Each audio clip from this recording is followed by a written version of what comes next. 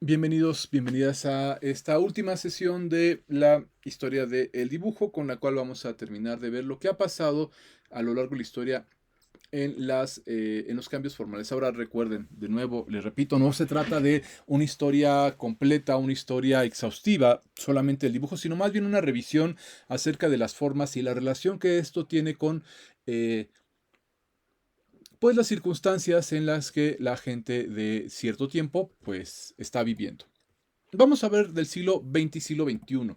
Ya pasamos la sesión anterior, pues lo que fue este gran caos del siglo XIX, un gran caos social, lo vimos de forma muy rápida, ¿no? Por después de las eh, revoluciones napoleónicas o de las guerras napoleónicas vienen estas revoluciones sociales, sobre todo la Revolución Francesa, seguidas de los movimientos independentistas de América. Primero, pues lo que es Estados Unidos, después va a ser la zona de Sudamérica, Centroamérica, México, más o menos como los mismos años, ¿no? Eh, y bueno, el primer país que obtiene su independencia va a ser Haití, ¿no? Que la obtiene de manera pacífica con una indemnización que no ha podido pagar, si no me equivoco, hasta el siglo XX todavía, y que pues precisamente la indemnización que le dio a España es lo que la asumió dentro de la gran pobreza en la cual se encuentra. Después de eso, pues los demás intentos no pudieron ser, digamos que, tan civilizados, tuvieron que ser un poco más, pues más violentos, y se da una serie de guerras que van a generar el surgimiento de estados, naciones en América, con muchas guerras civiles a lo largo de todo América, incluyendo Estados Unidos también, ¿no? Eh, y en Europa, pues vamos a continuar con, después de las guerras napoleónicas, este reacomodo en las nuevas estructuras, ¿no? Las guerras de unión tanto de Italia como de Alemania, que van a culminar en pues la conformación de los estados modernos. Solamente que a principios del siglo XX estamos viviendo todavía esta etapa final de lo que son estos periodos de convulsión interna. Y lo que vamos a ver entonces va a ser reflejo de esta nueva sociedad. Es una sociedad que es muy diferente a las sociedades anteriores. Nunca en la historia de la humanidad se había dado una explosión eh, de población como la que se dio en el siglo XIX y las que se van a dar después. Y nunca en la historia de la humanidad se había dado como este impulso al desarrollo de la ciencia y la tecnología, de tal manera que se va a generar una nueva etapa, una nueva palabra para referirnos a estos tiempos, que es el tiempo de la modernidad. La idea de la modernidad es la idea de que existe un modo de hacer las cosas, por eso se llama modernidad, ¿no? Hay una manera correcta de hacer las cosas y esta manera correcta, este modo adecuado de hacer todo en la vida, tanto a nivel intelectual, espiritual, a nivel personal, esto es lo que dicta, pues, en este caso la ciencia. Estamos hablando de la idea del siglo XIX, ¿eh? No es algo que podamos extrapolar a los tiempos actuales, pero es mediante lo que se conocía entonces como la ciencia, como las normas, como la ley y como más que las costumbres, lo que se conocía entonces como la ley natural. Eh, en oposición a esta visión tan rígida, tan sesgada de que hay una manera, un modo de hacer las cosas, van a surgir artistas que se van a entender como vanguardias. El término vanguardia es un término que viene precisamente de los conflictos sociales que hubo en el siglo XIX. La vanguardia es la primera línea que hay en un campo de batalla, en un campo de guerra, y los artistas se empiezan a identificar como elementos de vanguardia, es decir, elementos que están luchando activamente, y esto lo vamos a ver que no es nada más una metáfora, están luchando activamente por hacer un cambio y por oponerse directamente a la visión modernista de, eh, del arte y de la sociedad. Uno de los primeros artistas de vanguardia, antes de que los artistas tomen el término vanguardia, uno de los primeros artistas que rompe por completo con, eh, con el Renacimiento, es decir, que elimina la perspectiva de su dibujo, que empieza a dibujar sin que las luces se vean más claras que las sombras, sin que haya claroscuro, sin que haya volumen, sin que haya un contorno bien definido. Uno de los primeros es Cézanne. Paul Cézanne es considerado como el padre de la vanguardia en el sentido formal, porque su trabajo va a ser radicalmente diferente a todo lo que se ha visto antes. Hasta aquí, hasta antes de Cézanne, incluso con Van Gogh todavía, estamos en el Renacimiento, pero después de Cézanne, el Renacimiento se ha terminado. La forma de representar a la manera de Leonardo da Vinci, de Miguel Ángel, de Rafael Sanzio, ya no tiene sentido. Porque eso, recuerden, lo ha tomado la fotografía. La pintura se ha liberado de todo lo que la ataba al realismo. Eh, Algunos otros artistas que todavía van a tener algunos vínculos por ahí, ¿no? Con la representación, pero que ya vemos una representación totalmente libre, ¿no? Que ya no importa ni siquiera el color con el que se pinta, va a ser Paul Gauguin y los artistas del post-impresionismo. Y van a surgir artistas que, tomando las ideas de Cézanne, se alejan por completo de la representación. Recuerden, son artistas de vanguardia. Estos sí se consideran ya como artistas de vanguardia. Henri Matisse, Pablo Picasso, son artistas que asumen su actitud militante como tal. Son, eh, digamos, artistas militantes ideológicos, tampoco van a ir a la guerra a ellos porque pues ya no les toca ir, pero va a haber muchos artistas que sí van a pelear en las guerras mundiales y que sí van a pelear en revoluciones. En México hay Siqueiros y Orozco y Diego Rivera, vamos, no solamente pelearon en la Revolución Mexicana, sino que incluso Siqueiros en muchas ocasiones hizo muchas cosas bastante fuera de la ley, ¿no? Tratando de defender lo que era eh, pues sus principios ideológicos que involucraban evidentemente al arte. Y bueno, Cézanne, Matisse, Picasso van a pelear constantemente contra lo que sería el dominio de la representación renacentista y van a retomar elementos de otras culturas, ¿no? Nosotros pensamos, o mucha gente piensa todavía, ¿no? Que lo importante de Picasso y de Matisse es que convierten la fealdad en la belleza o que nos hablan de cómo la fealdad también puede ser bella. No es cierto. Lo que hace Matisse y Picasso es que retoma elementos de otras culturas, abre el arte ya no nada más a la representación occidental y Matisse se va a enfocar sobre todo en los grabados japoneses, grabados asiáticos. Pablo Picasso se enfoca en las representaciones africanas, permitiéndonos ver una nueva manera de representar. Este, esta nueva forma de representar va a tener consecuencias, ¿no? Porque si ya no es importante que se parezca el dibujo al modelo o a la modelo, entonces ¿por qué tiene que ser importante que un árbol parezca un árbol, ¿no? Y aquí lo que vemos es una evolución del trabajo que hace Piet Mondrian, eh, que empieza dibujando árboles, y vean cómo todos estos trabajos son una evolución casi natural, se ve como casi lógica de lo que es la evolución de cómo se puede trazar y dibujar un árbol. En tan solo 3 años, Piet Mondrian estuvo a punto de descubrir el arte abstracto. Sin embargo, pues a Piet Mondrian le van a ganar otros artistas como Vasily Kandinsky, sobre todo, que es considerado como el inventor del arte abstracto occidental. Por ahí hay una controversia con esta, uy, se me fue el nombre, Hilma af Klint, si no me equivoco, que pintó abstracto mucho antes de Kandinsky, pero bueno, por ser mujer nunca se le dio la difusión que sí se le dio a Kandinsky. Kandinsky inventa el arte abstracto en el sentido de que inventa la pintura, el dibujo y la acuarela que no necesita representar, que no tiene que tener ningún elemento que se parezca a la realidad. No, una mancha colocada en el dibujo eh, no requiere tener algo que representar en la realidad. Una mancha en un dibujo es esa mancha en el dibujo y solamente esa mancha en el dibujo.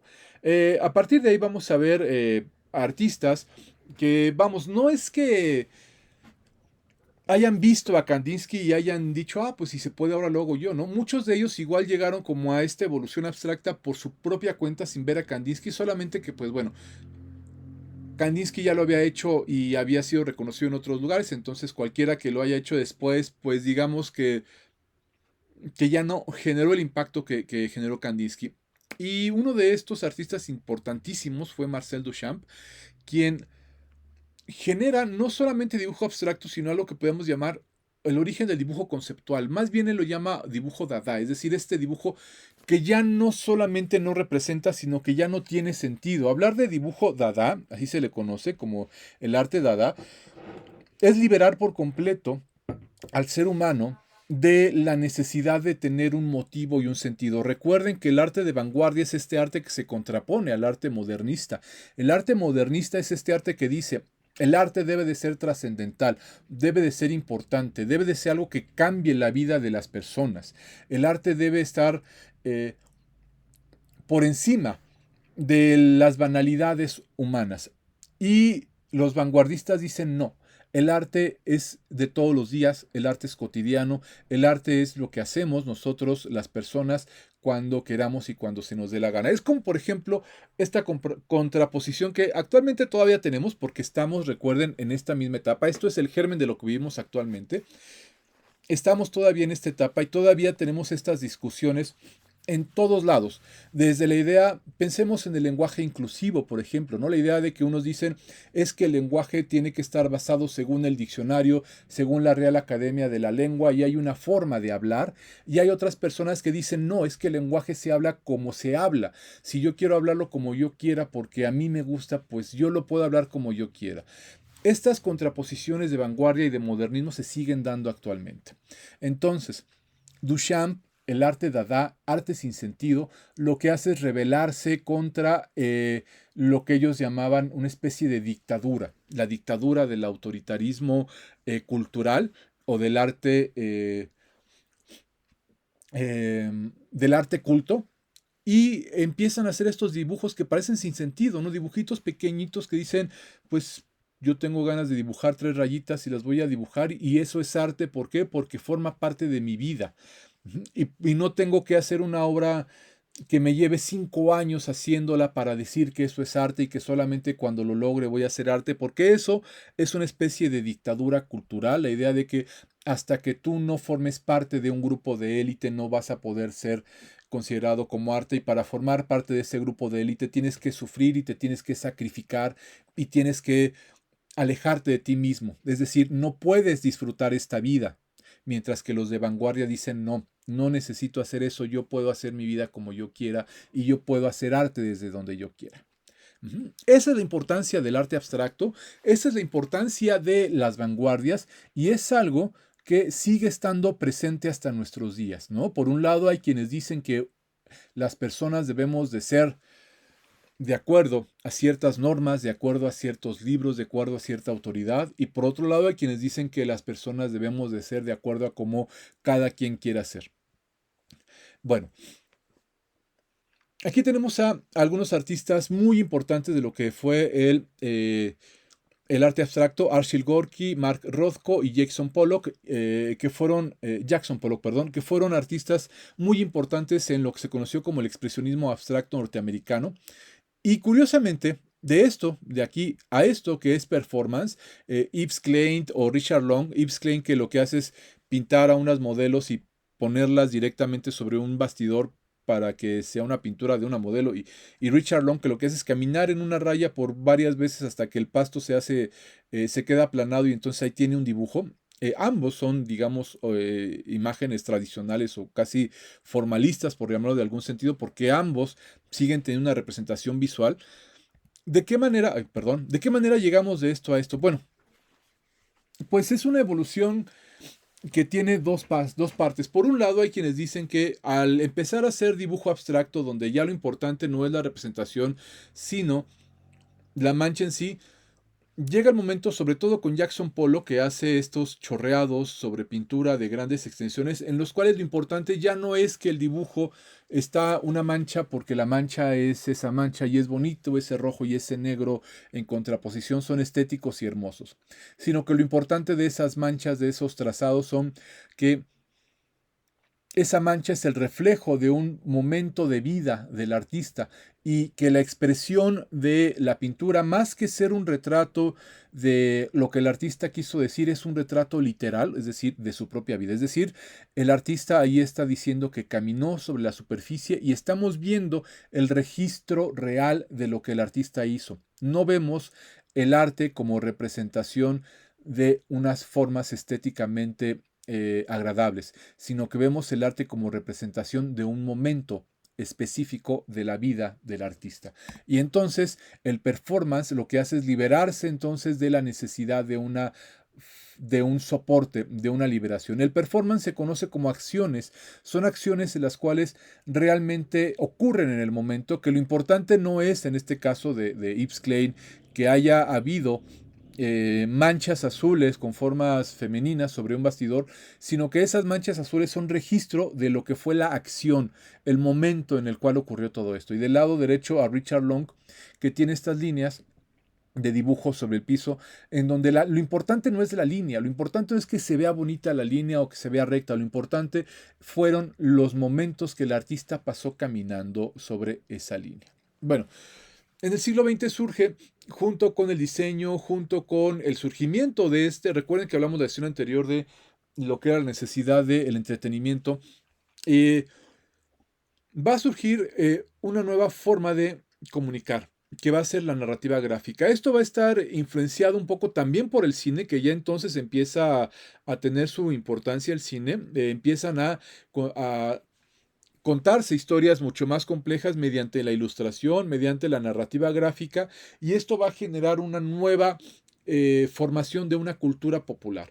Igual que vimos con Van Gogh, o sea, para nosotros ahora, pues hablar de los cómics es como hablar de elementos hasta cierto punto ya de culto incluso, pero en aquel tiempo hablar de los cómics, la gente que leía cómics se les tachaba de lectores de literatura barata, de literatura corriente, ¿no? Incluso en México hubo por ahí un texto, ¿no? Que se conoció mucho como el libro vaquero, el cual era una lectura que se decía era solamente para gente iletrada, es decir, para gente que no sabe leer y como no sabe leer, pues ve muñequitos y las historias del libro vaquero eran historias despreciables, ¿no? Y actualmente, pues si alguien de ustedes por ahí encuentra el libro vaquero, pues hay sus tomos en los cuales grandes autores mexicanos de la historia y ganadores de premios de literatura, por ahí, si no me acuerdo, Jorge Volpis, Jordi Rosado, no, perdón, no, no, bueno, se me fue el nombre, Jordi Soler, perdón, un gran escritor mexicano, tienen números que ellos se han escrito para el libro vaquero. Igual los cómics originalmente eran pensados como literatura barata, sin embargo, fueron el germen de lo que actualmente va a ser pues la gran industria de la narrativa gráfica eh, y de la novela gráfica. Ahora,